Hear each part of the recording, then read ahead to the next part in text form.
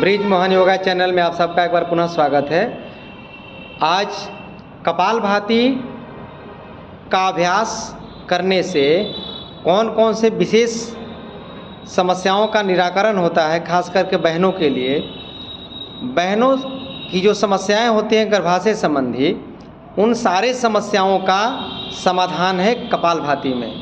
चाहे मासिक धर्म की अनियमितता हो, चाहे मासिक धर्म के आने या आने के ठीक पहले पेट में दर्द होता हो, या ब्लीडिंग ज़्यादा हो रहा हो, या बहनों को पीसीओडी की समस्या हो गई हो, उसके लिए कपालभाति बहुत ही प्रभावशाली और लाभकारी है। आजकल बहनों के गर्भाशय में फाइब्रॉइड्स हो रहा है, गांठ भी हो जा रहे हैं, उनको ख़त्म करने के लिए कपालभाति का अभ्यास बहुत अच्छा है। हर एक बहनों को कपालभाति नियमित रूप से कम 10 से 15 मिनट करना चाहिए।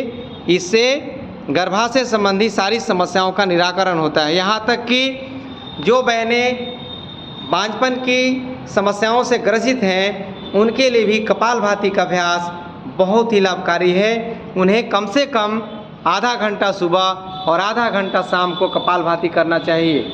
झटके से सांस को बाहर फेंकिए, छींकने जैसा छींकिए। लगातार अभ्यास को करते हैं, प्रार्थना युक्त अभ्यास करते हैं, प्रभु से बार बार निवेदन करते हैं कि हे परमात्मा, हे प्रभु, मेरे जीवन में, मेरे शरीर में, मेरे किसी भी अंगों में यदि किसी प्रकार की समस्या है, उन समस्याओं का आप हल ढूंढिए, हल निकालिए और हम उन समस्याओं से अपने आप को बचा पाएँ। बहुत अच्छा हो रहा है कपालभाति। एक झटके में एक बार स्ट्रोक, 1 सेकंड में एक बार स्ट्रोक लग रहा है। इसलिए कपालभाति विशेष करके बहनों के लिए बहुत ही लाभकारी है और इससे हम अपने आप को किस प्रकार से बीमारियों से बचा पाएंगे, ये यहाँ बहन के द्वारा अनुलोम विलोम किया जा रहा है। अनुलोम विलोम के एक अलग ही फ़ायदा है। ये हमारे मानसिक समस्याओं से दूर करता है, क्योंकि शारीरिक समस्याओं से भी ज़्यादा गंभीर समस्या है मानसिक समस्या। और मानसिक समस्याओं से जो व्यक्ति एक बार पीड़ित हो जाता है, उसे बाहर निकालने के लिए, उससे उभरने के लिए काफ़ी संघर्ष करना पड़ता है।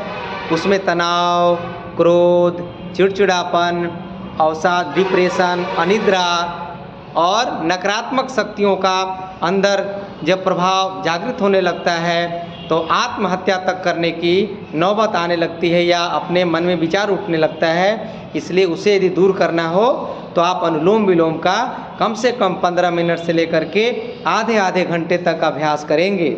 माइग्रेन के लिए अपने आप में यह बहुत ही लाभकारी प्राणायाम है। जिनको भी सर में दर्द हो, चाहे बाईं तरफ हो चाहे दाईं तरफ हो, उनके लिए बहुत ही कल्याणकारी है। परम औषध के रूप में इसे माना गया है। तो अनुलोम विलोम के बारे में भी और कपालभाति के बारे में भी आज मैंने संक्षिप्त रूप में आपको बताने का प्रयास किया। और अनुलोम विलोम और कपालभाति करते समय आपके अंदर ओंकार का उच्चारण या गायत्री मंत्रों का जाप चल रहा होना चाहिए। ओम भूर्भुवस्वः तत्सवितुर्वरेण्यं भर्गो देवस्य धीमहि धियो यो नः प्रचोदयात्। ओम त्र्यंबकं यजामहे सुगंधिं पुष्टिवर्धनम् उर्वारुकमिव बन्धनान् मृत्योर्मुक्षीयमामृतात्।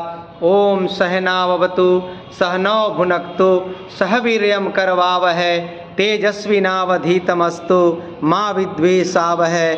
ओम असतो मा सद्गमय तमसो मा ज्योतिर्गमय मृत्योर्मा अमृतम गमय। हे परमात्मा, मुझे अंधेरे से प्रकाश की ओर ले चलो। हे प्रभु, मुझे असत्य से सत्य की ओर ले चलो और हमें मृत्यु से अमृत की ओर ले चलो। ऐसी प्रार्थना करते हुए जब हम प्राणायाम करते हैं तो उसका महत्व बढ़ जाता है और उसका लाभ भी हमारे जीवन में ज़्यादा मिलने लगता है। हमेशा प्रभु से यही विनती करिए हर सांसों के साथ कि हमारे तन और मन दोनों का एक साथ समन्वय हो, दोनों का एक साथ समागम हो और जैसा हम चाहें वैसा ही हमारा मन करे, यानी मन हमारे नियंत्रण में रहे, ना कि मन के नियंत्रण में मैं रहूं।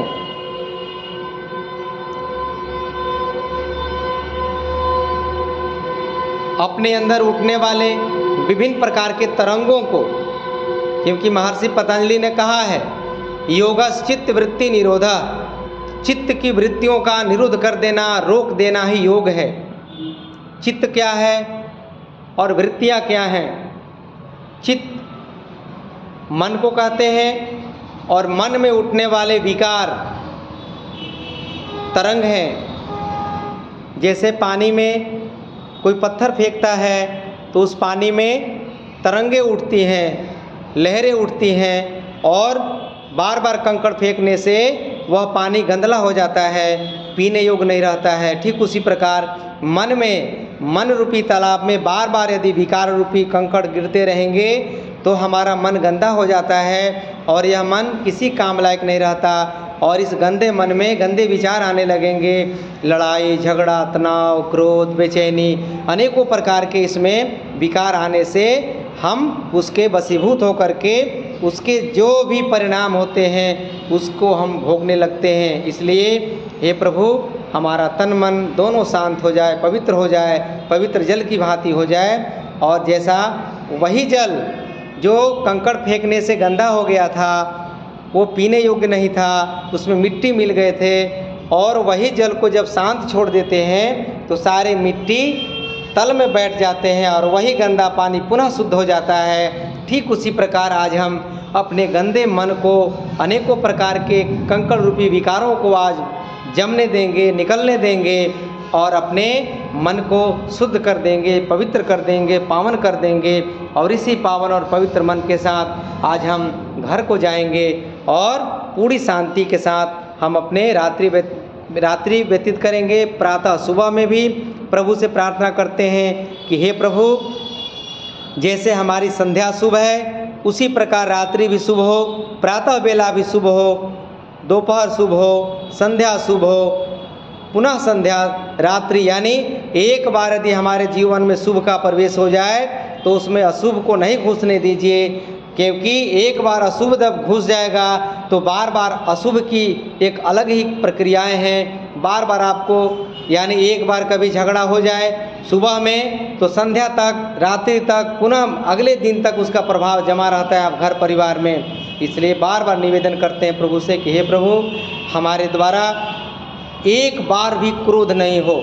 अगला व्यक्ति चाहे हमारे बारे में कुछ भी कहे, कुछ भी सोचे, हमारे तरफ से उसके बारे में किसी भी प्रकार की कोई गलत विचारधाराएं या गलत प्रकार की हम सोच ना रखें। मेरे तरफ से हमेशा शुद्ध भाव रखना है, क्योंकि मैं अपने आप को कृष्ण का, राम का, बुद्ध का, महावीर का, लक्ष्मी, दुर्गा, सरस्वती का अनुयायी मानता हूँ। हम कभी भी कंस का, रावण का, यानी हम दैवीय शक्ति को मानने वाले हैं। राक्षसी प्रवृत्तियों से अपने आप को बचा के रखना है। क्रोध क्या है? राक्षसी प्रवृत्ति। तनाव राक्षसी प्रवृत्तियाँ हैं। और जिसके मन में प्रेम है, करुणा है, दया है, सेवा है, परोपकार है, वह व्यक्ति अपने आप को हमेशा उज्जवल और पवित्र समझेगा, बीमारियों से मुक्त समझेगा। तो आइए इन सारे विचारों को धारण करते हुए अपने मन का, अपने आत्मा को खुराक देते हुए, क्योंकि हम पेट का खुराक तो प्रतिदिन देते हैं लेकिन आत्मा की खुराक हम नहीं दे पाते हैं। इसलिए आज अपने तन मन को धो डालते हुए एक बार पुनः योग रूपी गंगा में स्नान करते हुए दृढ़ संकल्पों के साथ आज की यह योग की यात्रा को हम विराम देंगे। ओम।